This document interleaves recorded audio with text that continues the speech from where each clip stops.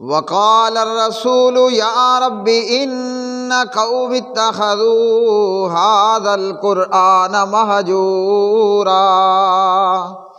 اللہم صلی علی محمد وعلی آل محمد کما صلیت علی ابراہیم وعلی آل ابراہیم انک حمید مجید اللہم بارک علی محمد وعلی آل محمد کما بارکت علی ابراہیم وعلی آل ابراہیم انک حمید مجید رب اشرح لی صدری ویسر لی امری واحلل عقدۃ من لسانی یفقہوا قولی۔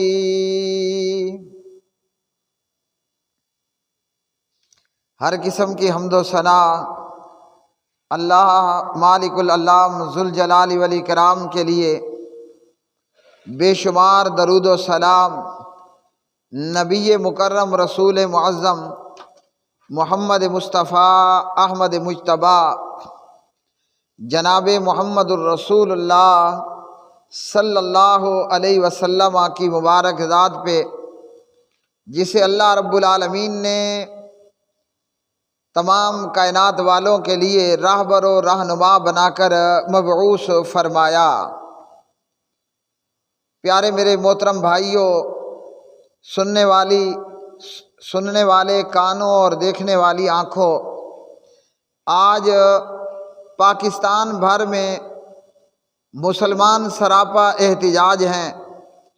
کہیں پر جلوس ہیں تو کہیں پر ریلیاں ہیں، کہیں پر مرد حضرات ہیں تو کہیں پر خواتین ہیں۔ اس بات پر احتجاج ہے اور اس بات پر جلوس اور ریلیاں ہیں کہ کفار نے، کافروں نے ایک مرتبہ پھر قرآن مجید فرقان حمید کی توہین کا ارتکاب کیا۔ خبروں کے مطابق یا کہا جاتا ہے کہ سویڈن ملک نے، لوگوں نے حکومت اور ملک کی سربراہی میں ان کے زیر سایہ یا ان کی اشیرباد کے ساتھ قرآن مجید فرقان حمید کی توہین کی گئی اور قرآن پاک کو جلایا گیا۔ اللہ کے قرآن سے اور نبی پاک علیہ الصلاۃ والسلام کی احادیث سے یہ ہم پوچھیں گے کہ قرآن مجید فرقان حمید کا کیا مرتبہ اور کیا مقام ہے، اور یہ کہ قرآن مجید فرقان حمید کی حفاظت کی ذمہ داری اللہ نے کس کے سپرد کی ہے، اور کیا ہمارا جلوس کرنا، جلوس نکالنا، ریلیاں نکالنا، مردوں کا، عورتوں کا، خواتین کا، روڈوں کو اور راستوں کو بند کرنا اور آگ جلانا اور دھواں لگانا اور زندہ باد اور مردہ آباد کے نعرے لگانا، کیا یہ قرآن مجید فرقان حمید اور پیارے نبی صلی اللہ علیہ وسلم کی تعلیم ہے؟ آپ صلی اللہ علیہ وسلم نے کیا یہ ہمیں تعلیم کیا ہے؟ تو سب سے پہلے تو یہ ہے کہ قرآن مجید فرقان حمید یہ اللہ ذوالجلال والاکرام، اللہ سبحانہ و تعالیٰ کا کلام ہے، جو کلام اس نے اپنے بندے، اپنے محبوب جناب حضرت محمد بن عبداللہ محمد الرسول اللہ صلی اللہ علیہ وسلم پر نازل فرمایا۔ ہم مسلمان اور ہمارا دین اسلام، تو جب ہم مسلمان اور ہمارا دین اسلام ہے، زندگی کے ہر معاملے کے اندر اسلام نے ہمیں یہ تعلیم دی ہے کہ ہم جناب حضرت نبی کریم محمد الرسول اللہ صلی اللہ علیہ وسلم کو فالو کریں اور آپ صلی اللہ علیہ وسلم کی پیروی کریں۔ قرآن مجید فرقان حمید اللہ وحدہ لا شریک نے اپنے کلام قرآن مجید کے تعلق سے بیان فرمایا، اِنَّا نَحْنُ نَزَّلْنَا الذِّكْرَ وَإِنَّا لَهُ لَحَافِظُونَ۔ اِنَّا نَحْنُ نَزَّلْنَا الذِّكْرَ اِنَّا نَحْنُ نَزَّلْنَا الذِّكْرَ وَإِنَّا لَهُ لَحَافِظُونَ۔ فرمایا اللہ سبحانہ و تعالیٰ نے، بے شک ہم نے ہی اس ذکر کو نازل فرمایا، یعنی قرآن مجید فرقان حمید، اور ہم خود ہی اس کی حفاظت کرنے والے ہیں۔ اور اللہ پاک پروردگار نے سبحان اللہ قرآن مجید کی حفاظت کا ذمہ اپنے پاس لے لیا۔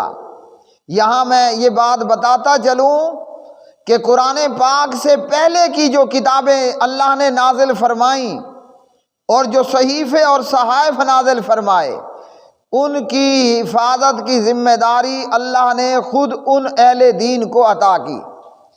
ان اہل دین کے ذمے اللہ نے یہ لگایا کہ اس کتاب کی حفاظت بھی تم نے خود کرنی ہے، اور انہوں نے خود ہی ان کتابوں کے اندر رد و بدل کر دیا اور ان کو تبدیل کر دیا۔ آج دنیا کے اندر قرآن مجید کے علاوہ کوئی ایسی آسمانی کتاب نہیں کہ جو اپنی اوریجنل اور جینون شکل و صورت کے اندر اپنی اصلی آیات کے ساتھ موجود ہوں۔ 1400 سال بعد بھی قرآن مجید فرقان حمید ہے کہ جس کو اللہ نے حفاظت کا ذمہ اپنے پاس رکھا، اور قرآن مجید اپنی اصل شکل و صورت کے اندر موجود ہے، کیونکہ پروردگار نے فرمایا اِنَّا نَحْنُ نَزَّلْنَا الذِّكْرَ وَإِنَّا لَهُ لَحَافِظُونَ۔ بے شک ہم نے ہی اس ذکر کو نازل فرمایا اور ہم ہی اس کی حفاظت کرنے والے ہیں۔ اب اللہ نے اس کی حفاظت کا بندوبست کیسے کیا؟ کیا اللہ نے جبرائیل کی ڈیوٹی لگائی؟ کیا اللہ نے میکائیل کی ڈیوٹی لگائی؟ کسی فرشتے کی اللہ نے ڈیوٹی لگا دی کہ قرآن کریم پر پہرا دو؟ نہیں، بلکہ اللہ سبحانہ و تعالیٰ نے قرآن کریم کی حفاظت کے لیے نبی کریم حضرت محمد الرسول اللہ صلی اللہ علیہ وسلم کی امت میں سے حافظوں اور قاریوں کا انتخاب فرمایا۔ سبحان اللہ۔ ہاں جی، یہ حافظ اور قاری اللہ نے ان کے سینوں کو قرآن کریم کی حفاظت کے لیے صندوق اور بکسا بنا دیا، ہیں جی، اور اس ذریعے اللہ نے قرآن مجید کی حفاظت فرمائی۔ اب چاہے دنیا کا کوئی بھی کافر ہو، وہ قرآن مجید جتنی بڑی ماترا میں تعداد میں آگ لگائیں، اللہ کے قرآن کو کوئی مٹانے والا نہیں۔ قرآن مجید کے مٹانے والے خود مٹ جاتے ہیں۔ ہاں، جو بھی قرآن کریم کی توہین کرے اس کی سزا اللہ سبحانہ و تعالیٰ نے موت رکھ دی ہے۔ تو اللہ آپ ہی اپنے کلام قرآن مجید فرقان حمید کی حفاظت کرنے والا ہے۔ مسلمان کا کام کیا ہے؟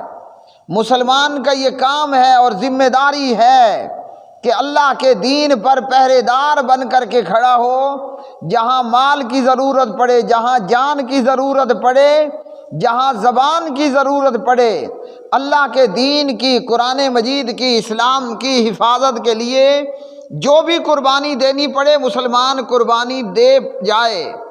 لیکن اس کا کیا کریں گے کہ سویڈن کے خلاف تو احتجاج کر لیں گے، ریلی اور جلوس نکال لیں گے، جبکہ وہ اسلام کا طریقہ نہیں ہے، اور پھر خواتین کا ریلیاں نکالنا۔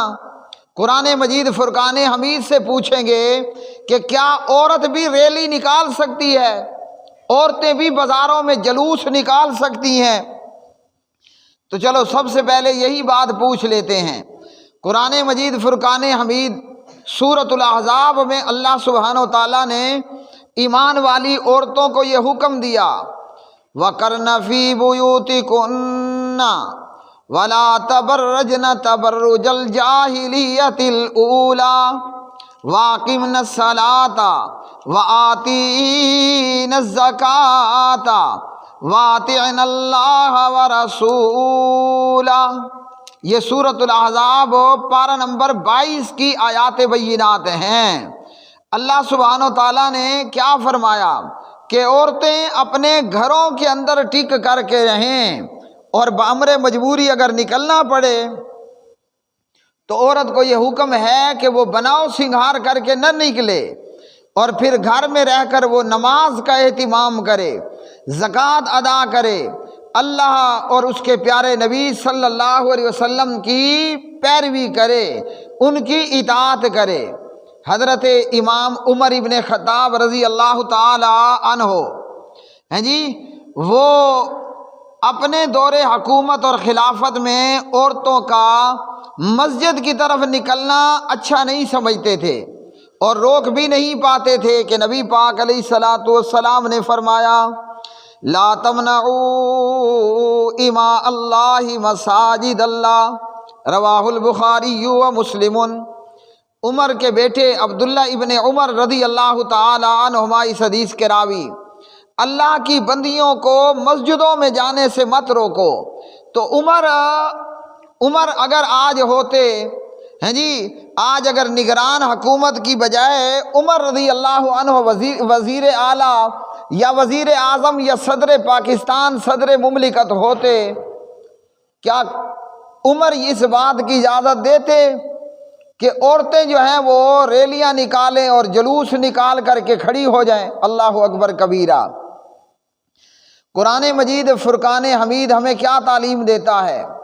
پیارے نبی علیہ الصلاۃ والسلام نے اسلام دشمن قوتوں کے خلاف ریلیاں نہیں نکالی اور جلوس نہیں نکالے، بلکہ جو قرآن مجید نے بتایا، سورۃ الانفال ہو یا سورۃ التوبہ ہو یا قرآن مجید کی دیگر 20 آیات، قرآن مجید نے جو فرمایا بتایا، محمد الرسول اللہ صلی اللہ علیہ وسلم نے وہی کچھ کیا، اور وہ کیا تھا؟ فَاضْرِبُوا فَوْقَ الْأَعْنَاقِ وَاضْرِبُوا مِنْهُمْ كُلَّ بَنَانٍ۔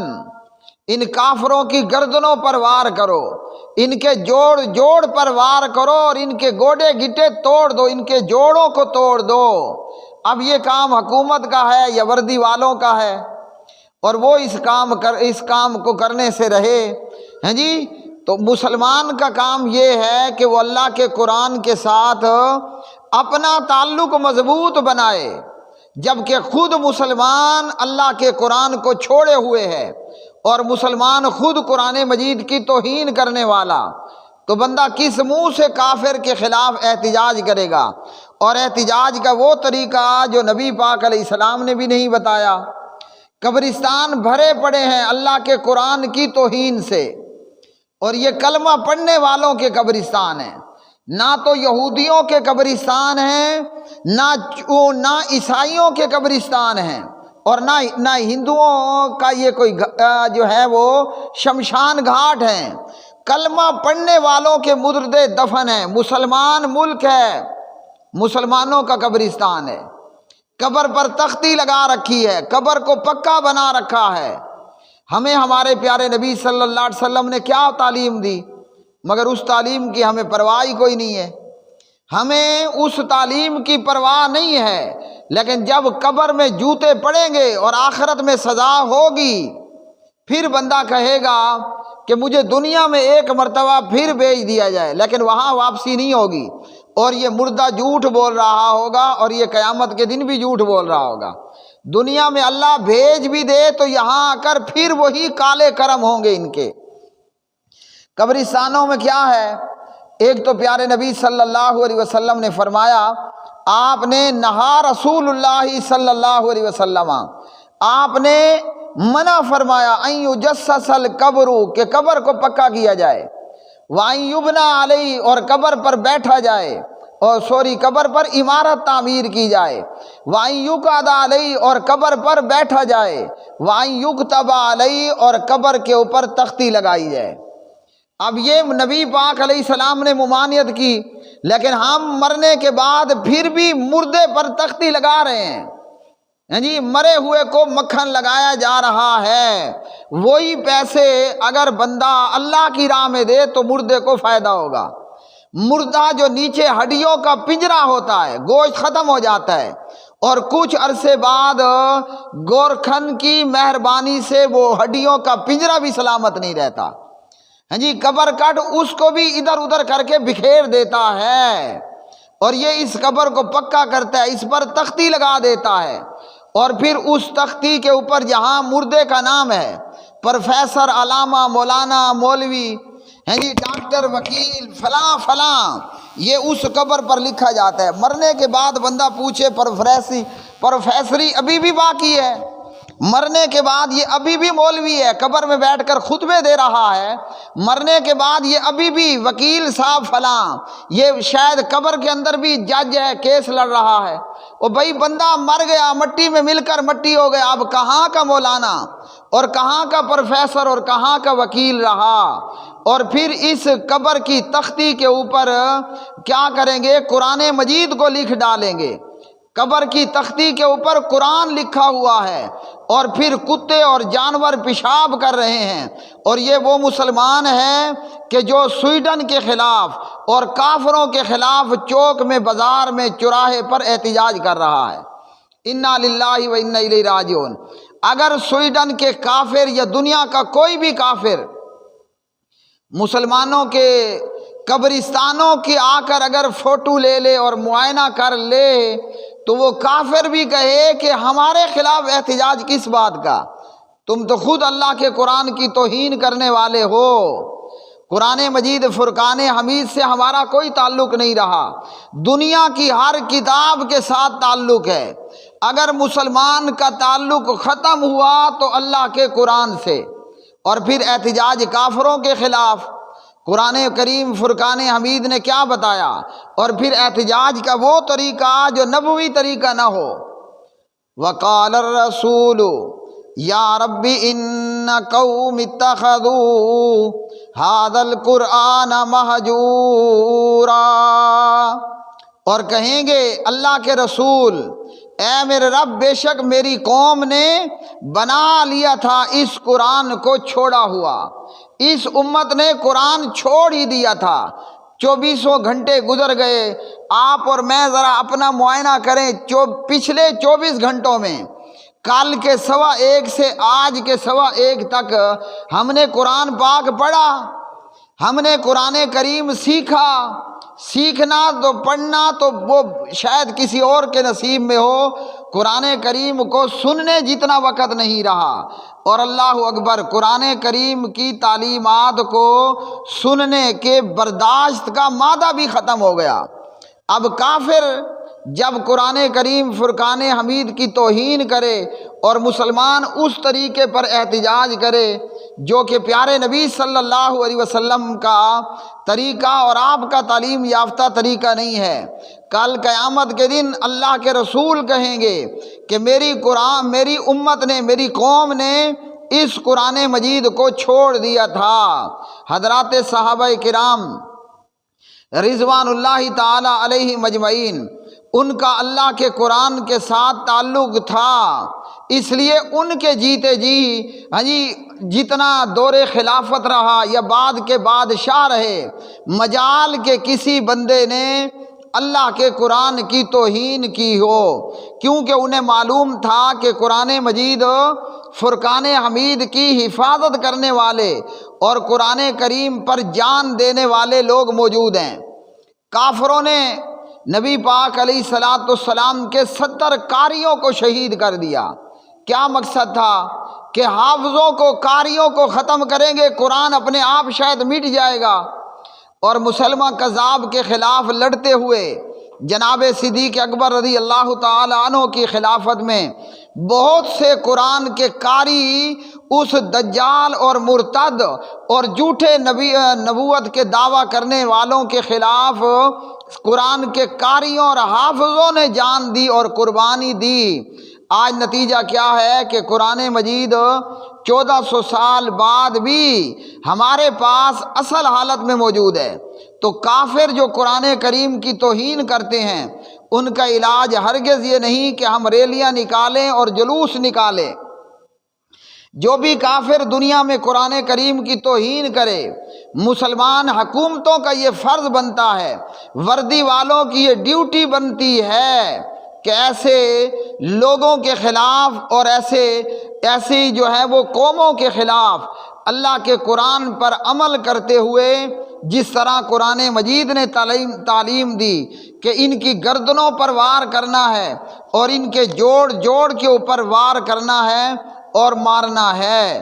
اللہ سبحانہ و تعالیٰ سے دعا ہے کہ اللہ وحدہ لا شریک ہمیں قرآن مجید سے محبت کرنے والا بنائے۔ لیکن ہماری محبت صرف تب ہوتی ہے جب گھر میں کوئی بڑا بوڑھا مر جاتا ہے تو ختم کروا لیا، اور وہ بھی خود پڑھنے کی توفیق نہیں، ڈسپوزیبل مولوی قاری حافظ بلائے اور قرآن پڑھ کر کے مردے کو بخش دیا، سمجھا کہ ہمارا مردہ اب پاک ہو گیا۔ قرآن مجید جو اللہ نے ہمارے لیے نصب العین بنایا، ضرورت ہے کہ ہم اللہ کے قرآن کو پڑھیں اور اس سے پیار کریں، محبت کریں اور اس کی تعلیمات پر عمل پیرا ہوں۔ اقول قولی ھذا استغفر اللہ لی ولکم ولسائر المسلمین والمؤمنین۔